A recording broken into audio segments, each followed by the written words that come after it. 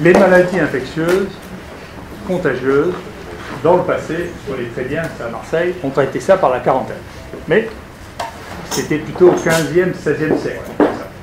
La dernière fois qu'on a instauré un système de quarantaine, c'était pour le choléra à Marseille, et je vous assure que ça n'a pas marché. Si vous voulez en avoir une idée, il y a un très beau livre qui s'appelle Le Hussard sur le toit, de Giono, qui raconte comment la contention du choléra à Marseille a marché, et vous verrez que la contention, pourtant, les carabiniers étaient plus méchants à l'époque qu'ils sont maintenant. Donc, à l'époque actuelle, on doit faire autre chose. Et ce que l'on doit faire en maladie infectieuse, c'est diagnostiquer, traiter.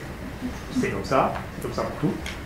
Moi qui suis plus ancien, je ne regrette pas parce que je vous dis, ça a un intérêt pour l'expérience.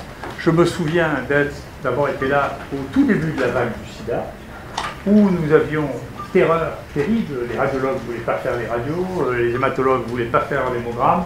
Les gens disaient qu'il fallait faire des sanatoriums pour isoler les patients. Il y avait des gens, aux États-Unis, ont été pris des mesures de visa pour interdire aux gens qui étaient séropositifs de rentrer aux États-Unis. Donc il y avait une terreur de la contagion. Et comment a été maîtrisé le sida? C'est ni par le vaccin, ni par les modèles mathématiques, c'est la charge virale, le traitement. On regarde avec le traitement que la charge virale diminue, et quand elle est en dessous d'un certain seuil, les gens sont plus contagieux et sont plus malades. Et donc c'est un modèle qui est le modèle de la fin du XXe et du XXIe siècle, et c'est ce modèle-là qu'il faut mettre en place.